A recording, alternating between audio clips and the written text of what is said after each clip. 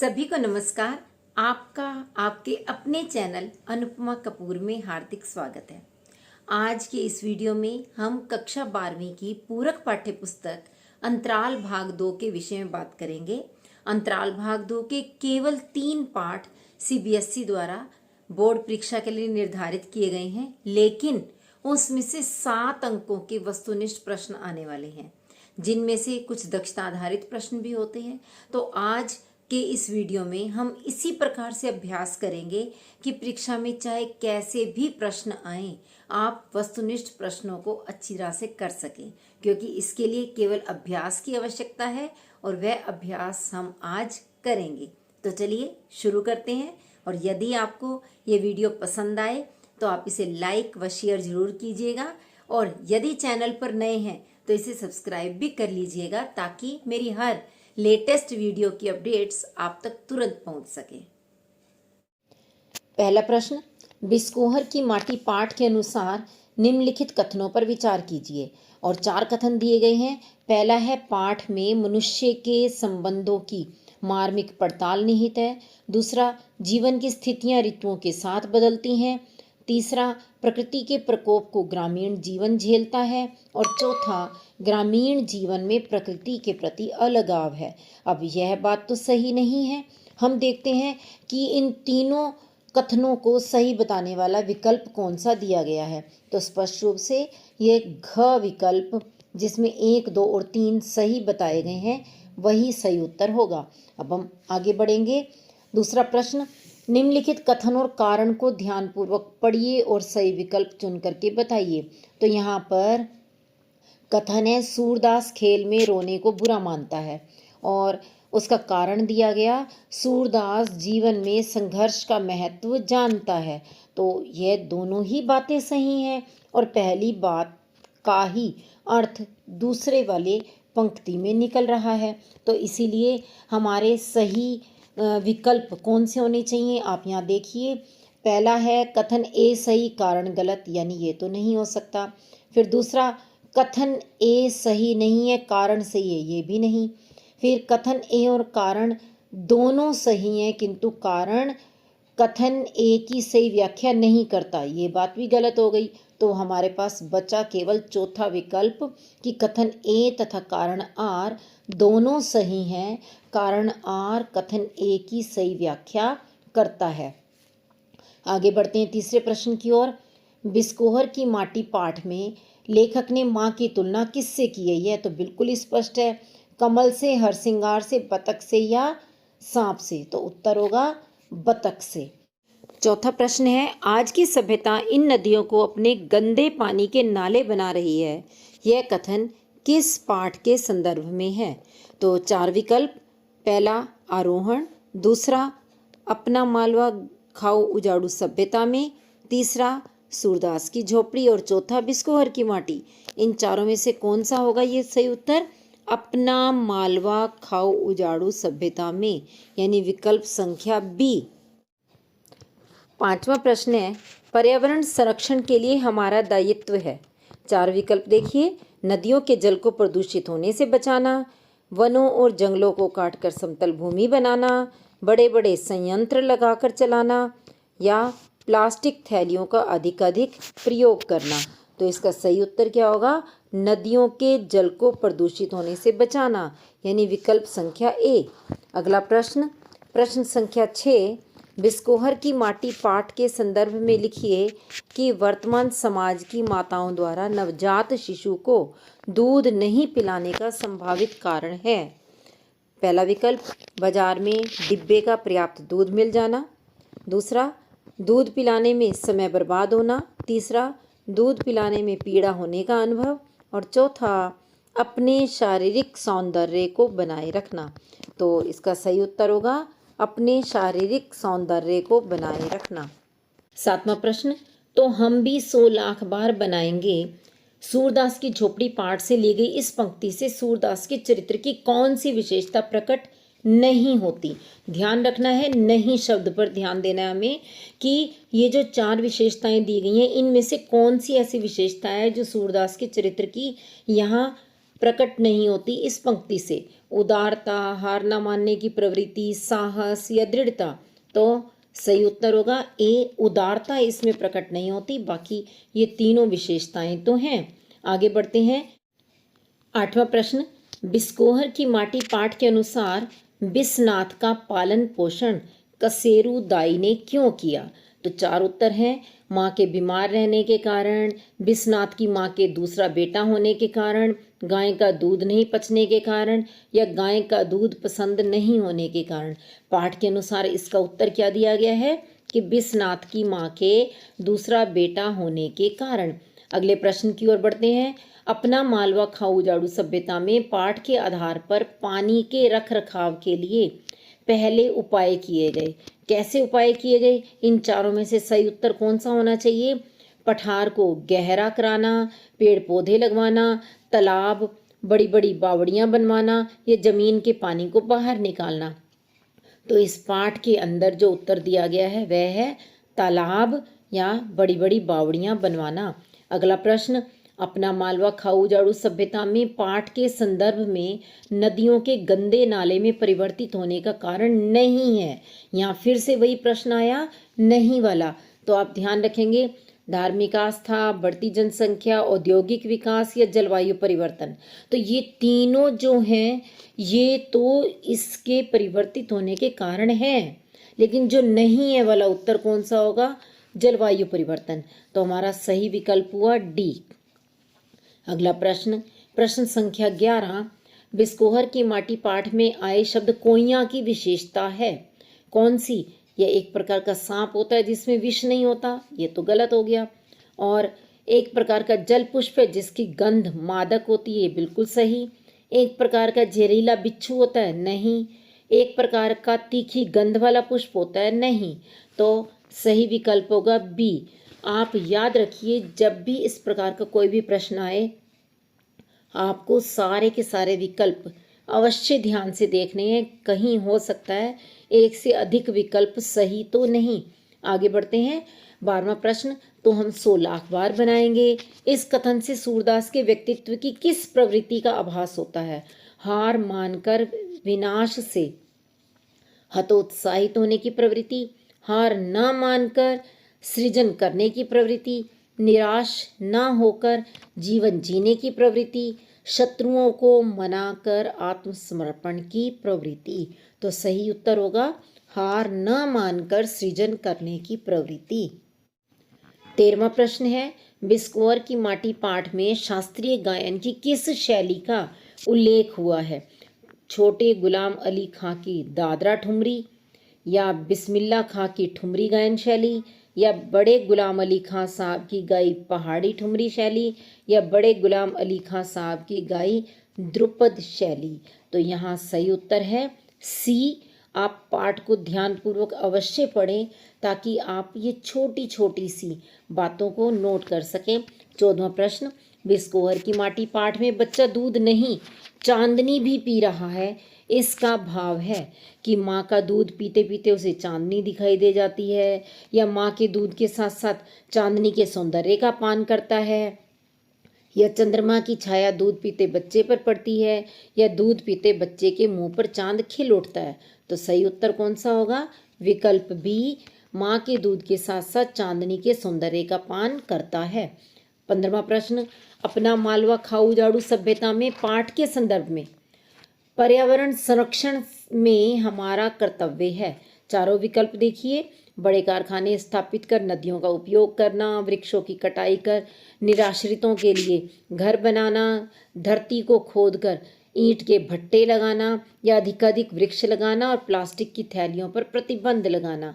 तो यही उत्तर ही होगा सही, डी वाला। 16वां प्रश्न, झोपड़ी की आग ईर्ष्या की आग की भांति कभी नहीं बुझती का आशय है। तो इसके 4 विकल्प, झोपड़ी की आग ईर्ष्या की आग की तरह धुआं देती है, झोपड़ी की आग नहीं बुझती है और ईर्ष्या की बुझती है, झोपड़ी की आग हमेशा जलती रहती है, झोपड़ी में आग लगने पर नहीं बुझती जैसे ईर्ष्या की आग आसानी से नहीं बुझती। तो इसमें सही विकल्प है केवल डी। और बाकी तीनों के तीनों गलत हैं। अगले प्रश्न पर पहुंचते हैं हम। अगला प्रश्न, यह सुभागी को बहकाकर ले जाने का जरिमाना है। यह कथन भैरव के किस मनोभाव को व्यक्त करता है? प्रेम, द्वेष, मोह या क्रोध? तो उत्तर होगा द्वेष। 18वां प्रश्न, बतख अपने अंडे को पंख फुलाकर छिपाए क्यों रखती है? तो 4 विकल्प हैं, गर्माहट के लिए, आराम के लिए, विकसित करने के लिए या दुनिया से बचाने के लिए। इस पाठ के आधार पर क्या उत्तर दिया गया है? दुनिया से बचाने के लिए। 19वां प्रश्न, थोड़ी देर में लगने लगा कि चौमासा अभी गया नहीं है। यहाँ चौमासा से किन महीनों का बोध होता है? ए जेठ, आषाढ़, सावन और भादव, या आश्विन, कार्तिक, अगन और पूस, या माघ, फागुन, चैत, वैशाख, या सावन, माघ, चैत, आषाढ़? तो इसका सही उत्तर होगा जेष्ठ, आषाढ़, सावन, भादव, क्योंकि चौमासा यानी 4 महीने जो कि बरसात के होते हैं, मई, जून, जुलाई, अगस्त। और बाकी महीनों में आप देखेंगे या तो इनका क्रम सही नहीं है या फिर ये गर्मी और सर्दी के दिए गए हैं। बरसात वाले केवल यही 4 हैं, ज्येष्ठ, आषाढ़, सावन, भादव। अगला प्रश्न है कि सूरदास की झोपड़ी पाठ के संदर्भ में निम्नलिखित कथनों पर विचार कीजिए। सूरदास प्रतिशोध में विश्वास नहीं रखता था, सही बात है। और सूरदास पुनर्निर्माण में विश्वास रखता था, यह भी सही है। सूरदास ने जगधर की पत्नी की मदद की थी, नहीं, या तो भैरव की पत्नी की मदद की थी। और सूरदास की भैरव से दुश्मनी थी, यह बात भी गलत है, क्योंकि सूरदास की तो दुश्मनी नहीं थी, भैरव भले ही दुश्मनी मानता था। तो यहाँ पूछा गया कौन से कथन गलत हैं?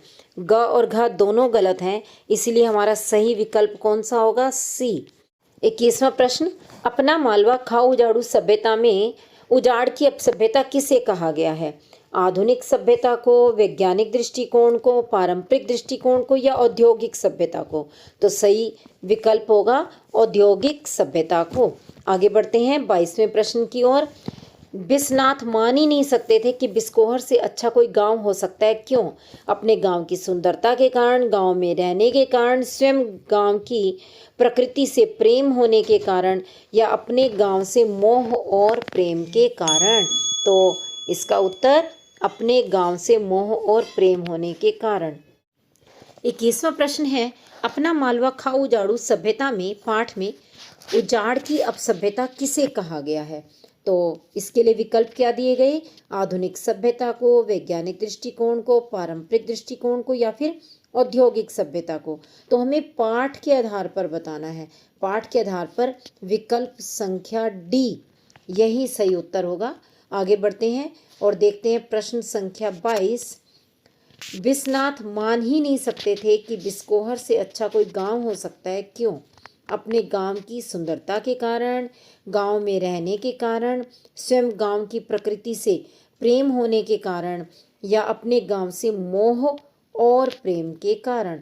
तो इसका सही उत्तर होगा डी, अपने गांव से मोह और प्रेम के कारण।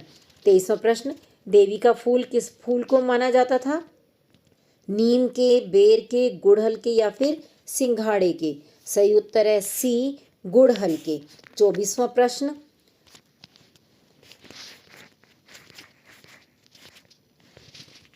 प्रश्न, बिस्कोहर की माटी पाठ किस शैली में लिखा गया है? आत्मकथात्मक शैली, कथात्मक शैली, वर्णनात्मक शैली या फिर विवरणात्मक शैली? तो इसका उत्तर है ए, आत्मकथात्मक शैली। आगे देखते हैं अगला प्रश्न है, सूरदास के चरित्र से हमें क्या सीखने को मिलता है? उत्तर, सूरदास के चरित्र से हमें क्या सीखने को मिलता है? तो इसके उत्तर हैं धन संग्रह, सहयोग, चुप रहना या फिर दृढ़ता। तो सही उत्तर क्या होगा? दृढ़ता। 26वां प्रश्न, निम्नलिखित में से सूरदास की कौन सी अभिलाषा नहीं थी? बेटे मिठुआ का ब्याह करना, एक पक्का मकान बनाना, पितरों का पिंडदान करना या गांव के लिए कुआं बनवाना? तो इसका सही उत्तर क्या होगा? एक पक्का मकान बनाना उसकी अभिलाषा नहीं थी। बाकी तीनों अभिलाषाएं उसने अपने जमा पूंजी से पूरे करने के लिए पाल रखी थी। 27वां प्रश्न, अपना मालवा पाठ में वर्णित नई दुनिया क्या है? पत्रिका, अखबार, प्रसिद्ध पुस्तक या एक फिल्म? तो उत्तर होगा अखबार। आगे 28वें प्रश्न की ओर बढ़ते हैं। मालवा की धरती अब गहन गंभीर क्यों नहीं रही? विकास के नाम पर नदियों पर बांध बनाने से, जल प्रबंधन ना करने से, धरती की गोद सूख जाने से, या फिर ये सभी? तो उत्तर होगा ये सभी। तो प्रश्न है, अपना मालवा खाऊ जाड़ू सभ्यता में पाठ का मूल स्वर क्या है? मालवा के सौंदर्य का रेखांकन, औद्योगिक विकास का खंडन, पर्यावरण संबंधी चिंता व मनन, या मालवा की यात्रा का वर्णन? तो इसका सही उत्तर होगा पर्यावरण संबंधी चिंता व मनन। आगे अगले प्रश्न की ओर बढ़ते हैं। 30वां प्रश्न, निम्नलिखित में से कौन सा सांप विषैला है? डौढ़ा, मजगिदवा, धामिन या गोहुअन? तो इसका सही उत्तर है गोहुअन। अगला 31वां प्रश्न, पुरइन किसे कहा गया है? फल, कमलपत्र, सब्जी या पौधा? तो सही उत्तर है कमलपत्र, ख। और 32वां प्रश्न, बिस्कोहर की माटी विश्वनाथ त्रिपाठी की किस रचना का अंश है? देश के इस दौर में, मीरा का काव्य, नंगा तलाई का गांव, या हिंदी साहित्य का संक्षिप्त इतिहास? तो इसका सही उत्तर है नंगा तलाई का गांव। आगे 33वां प्रश्न देखते हैं। हमारे आज के नियोजकों और इंजीनियरों ने जमीन के पानी के साथ क्या किया? जल संरक्षण के लिए तालाबों का निर्माण किया, जमीन के पानी को पाताल से भी निकाल लिया, जल संरक्षण के लिए बावड़ियों का निर्माण किया, या जमीन में पानी को भरने दिया? तो इसका सही उत्तर होगा जमीन के पानी को भी निकाल लिया, यानी बी विकल्प। 34वां प्रश्न है, अपना मालवा खाऊ जाड़ू सभ्यता में पाठ के आधार पर निम्न पंक्ति का अर्थ है, लेकिन आसमान तो घों घों कर रहा था। तो इसके लिए 4 विकल्प हैं। आसमान से तेज वर्षा होने वाली थी, आसमान में बहुत से हवाई जहाज उड़ रहे थे, आसमान में तेज धूप निकली हुई थी, या आसमान में बहुत से पक्षी चहचहा रहे थे? तो इसका सही उत्तर है तेज वर्षा होने वाली थी। आगे 35वां प्रश्न, विकास की औद्योगिक सभ्यता उजाड़ की अपसभ्यता बन गई है, इसका कारण है? संपन्नता, प्रदूषण, नदियां या फिर पठार? तो इसका उत्तर क्या रहेगा? प्रदूषण। आगे बढ़ते हैं 36वें प्रश्न की ओर। अपना मालवा खाऊ जाड़ू सभ्यता पाठ में उजाड़ की अपसभ्यता किसे कहा गया है? आधुनिक सभ्यता को, वैज्ञानिक दृष्टिकोण को, पारंपरिक दृष्टिकोण को, या फिर औद्योगिक सभ्यता को? तो सही उत्तर है औद्योगिक सभ्यता को। आगे देखते हैं, अभिलाषाओं की राख से तात्पर्य है जमा पूंजी का जल जाना, इच्छा की पूर्ति होना, आकांक्षा का अधूरा रह जाना, या चरित्र पर कलंक लगना? तो इसका उत्तर होगा आकांक्षा का अधूरा रह जाना। आगे 38वां प्रश्न, कोई भी तालाब अकेला नहीं है, यह कथन दर्शाता है? राजा बहुत से तालाब बनवाते हैं, तालाब के पास गांव बस जाते हैं, इसमें कूड़ा कचरा डाल दिया जाता है, या अनेक स्रोतों का जल इसमें मिला होता है? तो सही उत्तर है घ, अनेक स्रोतों का जल इसमें मिला होता है। सूरदास की झोपड़ी पाठ का मूल स्वर क्या है? मनुष्यों का आपसी संघर्ष, आम आदमी का संघर्ष और जिजीविषा, द्वेष, ईर्ष्या, त्याग और संघर्ष, सामाजिक असमानता? तो सही उत्तर होगा द्वेष, ईर्ष्या, त्याग और संघर्ष। आगे 40वां प्रश्न, सूरदास की झोपड़ी पाठ किस उपन्यास का अंश है? सेवा सदन, रंगभूमि, गोदान, या फिर कर्मभूमि? तो सही उत्तर होगा रंगभूमि। यह विकल्प संख्या बी। 41वां प्रश्न, बिस्कोहर की माटी पाठ में अप्राप्ति की कितनी और कैसी प्राप्तियां होती हैं? उपर्युक्त पंक्ति के आधार पर निम्नलिखित कथनों पर विचार कीजिए। कथन पहला है, अप्राप्ति में त्याग और प्रेम की भावना है। दूसरा, अप्राप्ति का भाव प्राप्ति के भाव से बड़ा है। तीसरा, प्राप्ति कभी ना समाप्त होने वाली दौड़ है। और चौथा, जब कुछ प्राप्त नहीं होता तब उसके स्थान पर कुछ महत्वपूर्ण मिलना निश्चित है। और फिर नीचे दिए गए विकल्पों में से हमें छांटना है। कथन दूसरा और तीसरा सही है, यह ए विकल्प बनता है। दूसरा और तीसरा बात बिल्कुल सही कही गई, यानी ए कथन तो ए तो विकल्प हो सकता है। लेकिन आगे देखें, कथन 1, 2, 3 सही है। ए त्याग और प्रेम की भावना अप्राप्ति में कभी नहीं होती, तो ये तो गलत हुआ। और कथन 1, 2, 4 सही है।